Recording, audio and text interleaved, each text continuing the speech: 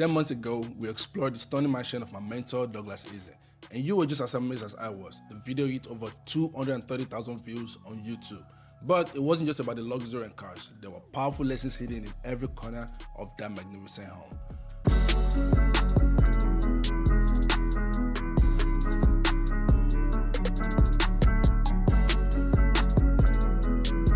Welcome back everyone, it's Wale, your guide to all things inspiring in real estate and entrepreneurship.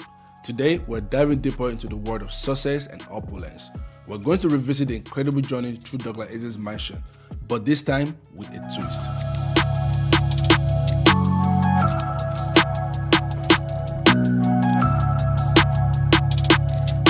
To share the top 5 life-changing lessons I learned from that experience. Lessons that are not just about wealth and success, but about living a life full of purpose and passion. So, grab your notebook and let's unlock the secret to a life full of fulfillment and achievement. One luxurious room at a time. And how many businesses do you own? Yeah, I have about 9 companies. Wow. And a lot of them I partner with other people because, at the end of the day, you can't do everything. Right. But my main bread and butter, my foundation is financial services. So I own. The very first thing that I learned is the power of strategic partnership, right? So in the video, Douglas talked about how he owned multiple businesses, right? And jokingly, I was like, okay, you're Nigerian, because I'm Nigerian is Nigerian. And one thing about Nigerians is we like to own multiple businesses, right? We are built into entrepreneurship, right? So, Douglas is a true entrepreneur because he has multiple businesses and is actually thriving in all the businesses. And one thing that caught my attention was how is he able to thrive in every single business, right? And that's through the power of strategic partnership. So one thing that I noted was that owning multiple businesses and partnering with people is very important. One of the things that I learned a while back is that 20% is better than 100% when it comes to business, right? Because where we come from with our mentality, we want to be the sole owner of everything. We want to own 100% of this, 100% of that. It's not possible to own 10 businesses and own 100% of those businesses, right? We need to learn how to work with multiple talents. We need to learn how to work with multiple people and how to delegate everybody's skill set, right? So for example, you might form a business with like 4 or 5 people. Everybody is passionate about different aspects of the business. Everybody have different skill sets that they bring to the business. And you come with your 20%, right? You do your part, let the other people do their part. And when everybody merge all the talents and the skills and experience together, there's a good chance that the business is going to survive, right? And if you look at it, every successful business has some form of partnership. You cannot do it all alone. You cannot be the sole business owner and think that when you're solopreneur, at the end of the day, it's just another day job, right? It's even worse than a day job, right? Because you're the person handling the branding, you're handling the business, you're handling the customer service, you're delivering the product or the service. You're just doing everything, right? What's going to happen is you're going to get overwhelmed. And if you look at this, right, one of the things that I learned in the past was that every business has 2 people minimum, right? So you have the visionary and the integrator. The visionary is the person that has the vision, right? That knows where the company is going to be in the next 10, 20, 100 years, right? They have the vision, they come up with ideas. And then the integrator is a person that actually executes and makes it happen, right? Just look at any business like Apple, Microsoft, Tesla. There's always a partner. Now, you might not know the partner. You might not be aware of who the partner is, but just do some research and know that there's always a partner behind every successful business.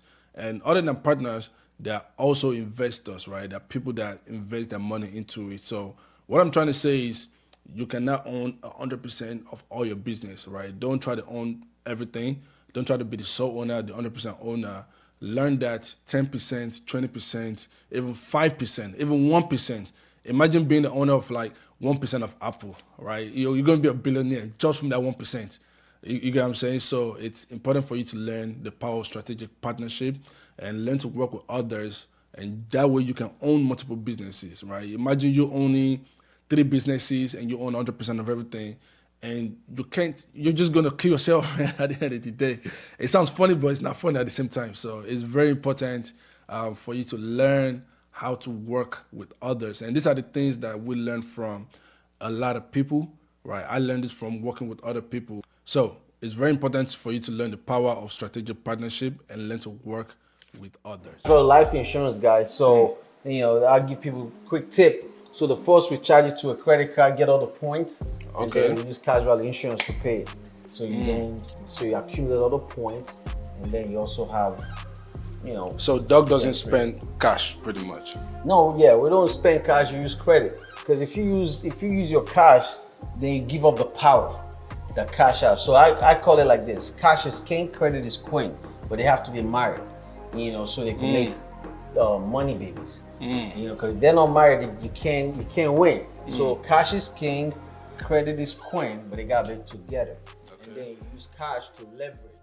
The second thing that I learned is that you need to understand your money personality. Now, hear me out. There are 4 types of our money personalities. We have the spender, the saver, the maker, and the grower. You first need to understand who you are, what your personality is right at the moment, right? Or let's say right at the time of watching this video, and learn how you can work yourself to becoming a grower. The grower is where you want to be at, right? There's nothing wrong with spending, saving, and making money, but I believe that your money is either growing or dying, right? So there's a lot to learn in that space. And one of the things that Douglas talked about was that cash is king and credit is queen, but they have to be married to make babies. I was like, whoa, that blew my mind. And honestly, while doing the interview, I kind of froze, like just to be honest, right? Because it took me some time to process that information.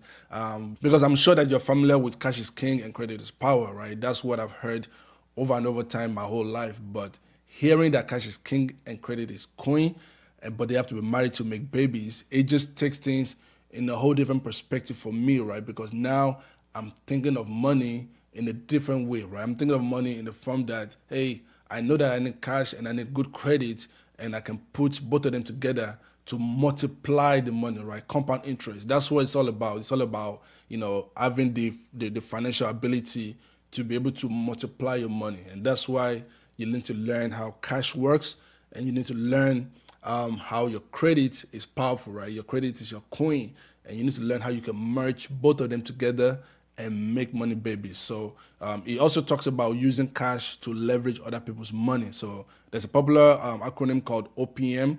So that's other people's money, is using cash to leverage other people's money. For example, there's a way you can save your money using, cash value life insurance. For example, in the video, he talks about how he uses cash value to renovate his mansion, right? And also how he uses points. So for example, using like American Express to rack up a lot of points and using it to travel or using to do things that you love, right? So whenever you have big expenses, you always have a cash value that you can go to and use other people's money to do those things. And also you can also rack up points doing those things. So these are like, I would say like these are like high level financial strategies. And the moment you learn these things, it's gonna change the way you think. And honestly, from the point where I met Douglas, that's when the way I looked at money started changing, right? Because he has a whole different strategy to the way money works. And I'm very thankful and grateful to him because, right before I met him, I was about to make a big financial decision that wouldn't have favored me. And he said, no, Wale, don't do that. Put your money into this instead. I did those things, and today I am like one of the most grateful people ever, right? I didn't even plan on saying this, but that's just how thankful I am. And it's good for you to have somebody that has done, they say that you can either learn from your mistake or be wise and learn from others. So that's why it's very important for you to have a mentor. And a mentor doesn't have to be somebody that you talk to every day or someone that you even know, right? You can have a mentor that you just watch their videos, right? You just watch them on YouTube or on Instagram, and you learn the values that they share. You learn the way that they behave. You learn how they treat certain things. And at the same time, you're not going to agree with everything that your mentor is going to give. You just have to learn how to take certain things from different people and create your own reality out of everything that you're learning. So let's get back to the video. I don't want to start preaching or anything like that, but I'm just sharing my experience and things that I've learned that are very, very important. And if you're liking this video, don't forget to hit the like button, subscribe, share this video with a friend. I have a lot of powerful videos coming out for entrepreneurs, real estate, to tech, to travel. This channel is going to be awesome, guys. So don't forget to hit the like, subscribe, share with a friend, hit the notification bell, and we're going to get to number 3. No excuses, just keep pushing. We can't stop until we're dead in the ground. So I always say, you sleep when you die, man. So That's true. You push. While you're living, while you're young, this is the time to. Now let's get to number 3. So the number 3, I was kind of like, how dare you? What do you mean by this statement? And really what he said was, you sleep when you die. I was like, it makes sense, right? And just for me to explain, there's a difference when you're passionate about what you're doing versus when you're just doing something to get paid, right? That's why you hear a lot of millionaires or a lot of successful people, talk about, hey, yeah, you sleep when you die. To the person that just working, doing things that they don't love, they're gonna disagree to that. But to the person that's doing something that they're passionate about, right? When money is not the reason why you're doing these things, you're gonna be like, yeah, I agree 100%. And I actually agree with that statement, right? Look at people, like Warren Buffett, Bill Gates, all these people at the end of the day, by standards, they should have retired by now, right? But guess what? They're not retiring. You know why? Because they're following their passion, right? They're doing the things that they love. And when you love what you're doing, you will never stop doing it, right? Because the moment you stop, that thing just drops out of you, right? You feel like you don't have a purpose in life anymore, right? So you really sleep when you die. Another thing that I learned from that statement is that you need to capitalize on your goals while you're young, right? Don't wait till you're 40, 50 years old to really start chasing that dream that you've always had. And if you're 40, 50 years old right now, it's okay, right? There's one thing they say better late than never at the same time, because, what's worse is you dying with all these ideas that can change the world in your head and not executing them. So even if you're starting at a later time in life, it's okay. But if you're young right now, you're in your 20s, you're in your 30s, this is the time to do everything that you've always wanted to do, right? And just to give an example of that, me starting this YouTube channel is something I've always wanted to do literally over 15, 16 years ago, right? But unfortunately for me, my excuse is I wasn't in the right environment that encouraged me to do these things, right? Because my environment is like, this was strange. It was until I started growing older and I started realizing that no matter what I do, I always come back to creating content, right? I always come back to creating YouTube. Like, this is my 3rd YouTube channel, right? I have videos from different channels and all this stuff, but I know that this is what I'm very passionate about, right? I'm very passionate about educating people, inspiring people, and I can literally do this all day long, right? So, what I'm working on right now is challenging myself to develop myself really into the skill sets that I lack, and that way I can just keep doing this forever, man. Like, I'm not really doing this for the money, honestly. I'm doing this because I enjoy it. I enjoy inspiring, and I enjoy teaching people. I enjoy encouraging people. So you sleep when you die. All right, guys, this 4th one is going to get you jumping off your seat. And I hope you have your notebook and you're writing down all this stuff, right? Because one of the things that I've learned is the first time you receive an information, you're like, whoa, you're pumped up, right? You're not really going to activate those things or act on those things the first time. You're going to need to read those things about 5 times. So make sure you have a notebook. If you don't have a notebook, definitely go back to the beginning and write down the things that you're learning, and also the thoughts that comes to your mind and the ideas that are forged out of watching this video. And definitely drop your comments. Let me know what you think and what parts you like and all that stuff. That's definitely going to encourage me to make more videos, and at the same time too, it's going to help other people that are watching this video as well. So let's get into number 4. Because Warren Buffett has this favorite quote that I love so much. He says, rule number 1 when it comes to money, don't lose your money. Rule number 2, always remember rule number 1. So we're going to invest it in things that are guaranteed, that give back returns, that are safe, so. Number 4 is don't chase what's running. Whoo! I'm going to say it again. Don't chase what's running. If you don't understand it, you need to take a deep moment, pause this video, take a deep moment, and understand what it means to not chase what's running. Because here's the thing, you first need to understand the meaning of chasing. when you chase something, you will never reach it. No matter how much of it you have, you will never reach it. So, for example, a lot of people chase money, and money is their goal. The more you keep chasing, no matter how much you have, one, you will never be satisfied, and two, you always put yourself in a position where you have to keep chasing more money, right? And then we're going to get into that more, but pretty much the lesson is don't chase what's running. You need to invest your money in safe assets. Now, this is very important because I remember back in 2021, 2022, when crypto, stocks, everything was the hardest thing. And just a disclaimer, I'm not saying that anything is wrong with crypto or stocks. I'm well invested in crypto and stocks and other liquid assets. But the one thing that I learned during that time was that I was chasing every single coin and stock that was running, right? Anything that was going up, oh man, I was buying them. I was pouring like thousands of dollars in these things. And what happens is, you get rug pulled, right? They're going to do a rug pull. What you purchase for, let's say, $5 goes to like $15 per share, and you're like so happy and pumped. And then a week later, it goes to $0, right? And that was because we were chasing what was running, but instead, I didn't care about this shit. I just wanted to make money. I just wanted to double my investment, and also I didn't take profit, right? But one thing I learned is that it's a good thing to invest into liquid assets, into stocks and cryptos and all this good stuff. But one, you need to understand what you're doing. You need to first understand what the company is, who the CEO is, know the basics, know what the future for the company is. And even, when you invest into these companies, if it goes down, you understand why and you're patient, right? But what happens when you just invest into something to make money? First of all, you're not even investing if you don't understand it, right? If you're just dumping money into random things, you're not really investing. You're just looking for lotto, right? You're just looking to cash out on certain things, and greed will not allow you to cash out. That's the bad thing about it. So don't chase what's running. Learn to invest in safe assets, right?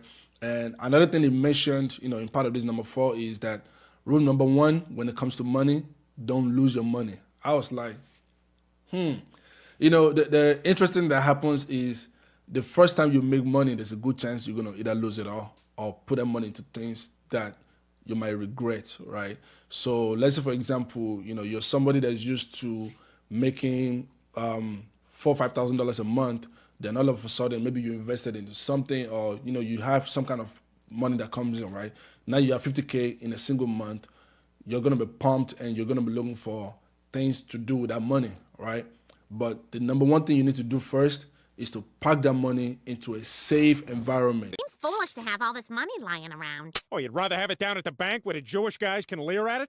Yeah, money. Woo!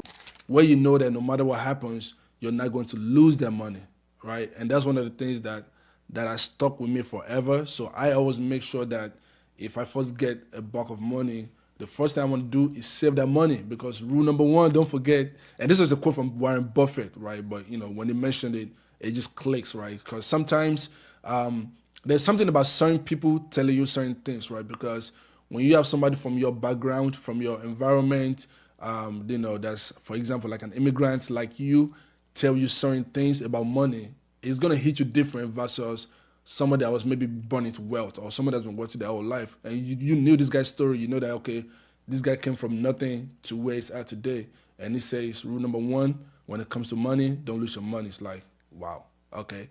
And rule number 2 is don't forget rule number 1, right? Just like Warren Buffett said, don't lose that money. And when it comes to investment, so while we're talking about investment, one of the things that I learned that was very important from a book that I read a couple of years ago is it's a book called Tax-Free Wealth by Tom Wheelwright. So this book talks about strategic partnership with the government, right? It talks about businesses.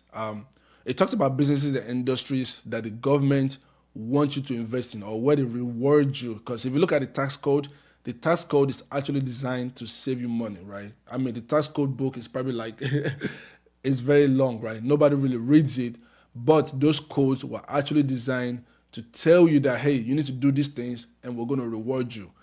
Paying taxes is a punishment for not following the tax code. If that doesn't make sense, you need to read that book, Tax Free Wealth, and you're going to understand that you're paying taxes for not following the tax code, right? It's punishment for not following those things. So there were about 5 industries that that I learned from the book that was really good to invest in. And by the way, guys, this is not a financial advice or anything. I'm just sharing the knowledge of what I've learned in my past and other good stuff, right? So before you invest into anything, make sure that you do your due diligence, do your research, know exactly what you're doing, understand it. When it goes up, understand. When it goes down, understand.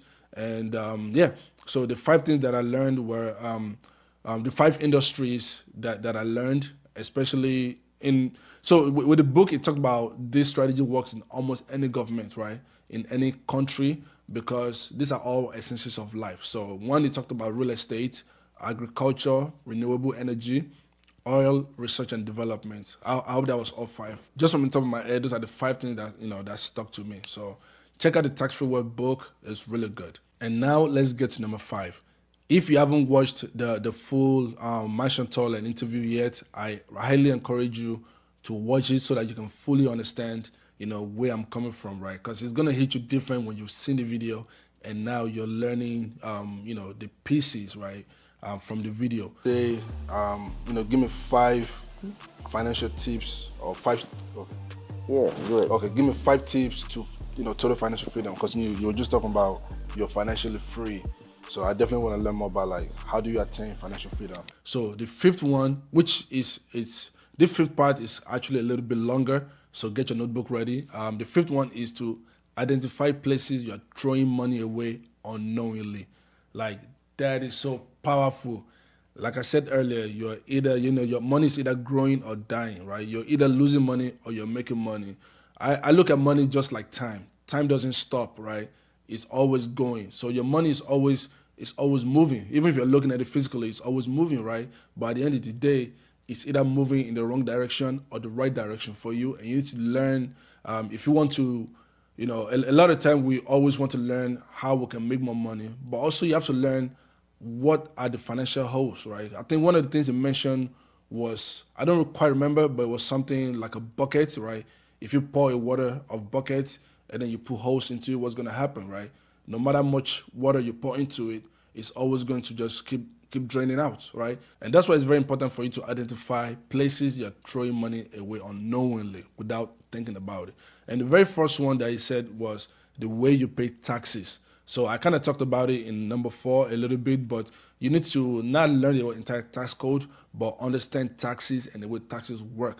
Because you're going to find out that you're throwing 30-40% of your hard-earned money away if you don't understand the way taxes work, right?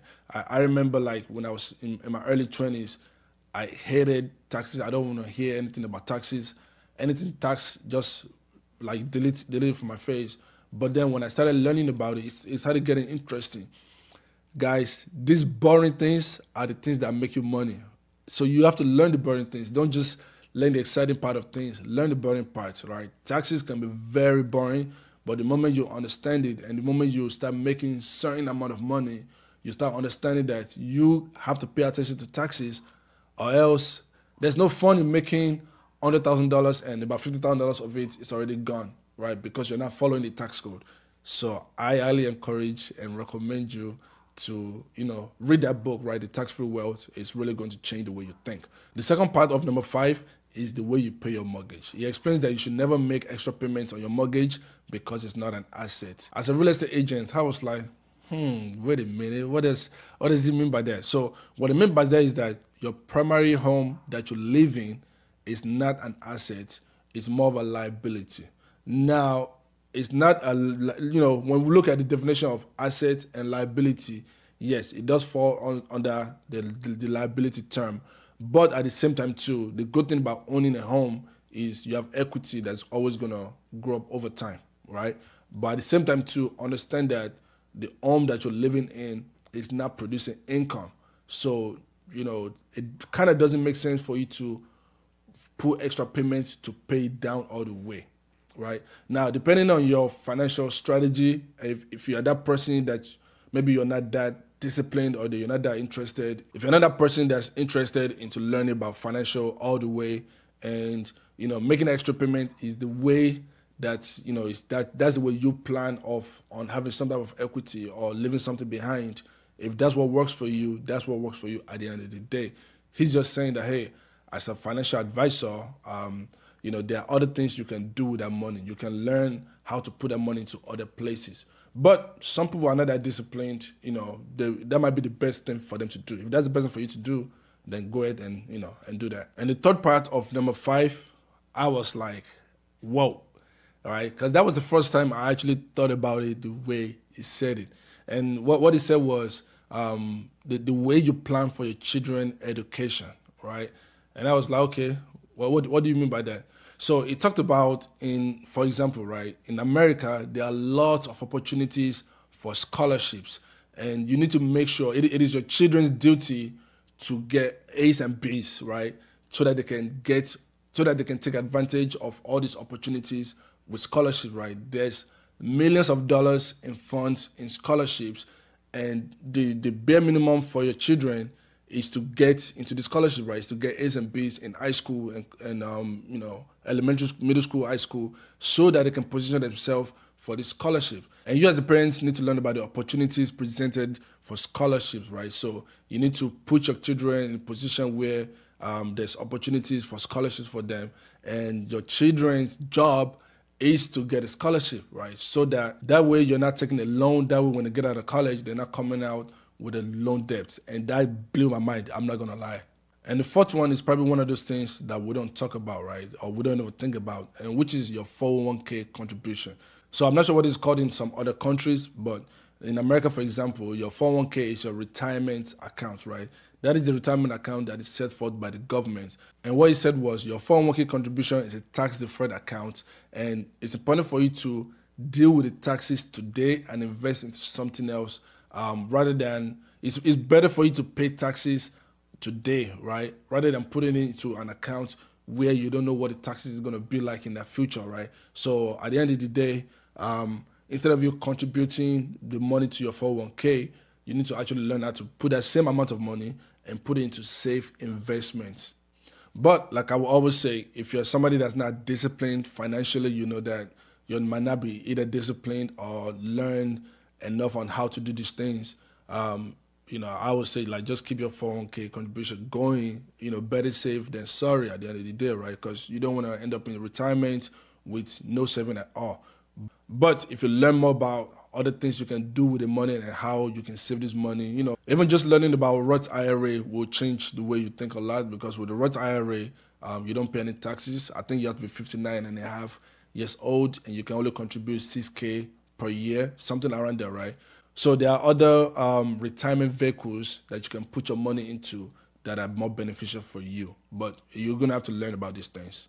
All right, so the fifth part of number 5, I know this number 5 is a little long, and I think this is actually the most important part, right? This is the part where we sat down on the couch and, we talked about everything. So the fifth part of number 5 is major capital purchases. So buying a car, traveling, buying something that your income cannot buy, right? That's another major way that you lose money without thinking about it, right? So, you want to make sure that if you're planning a vacation or you want to buy a car, the advice was really you want to save for it for a long period of time, right? Don't just wake up and be like, man, I'm buying a car, and you're paying, $1,000 a month when you're only making $3K a month, right? It doesn't really make sense at the end of the day.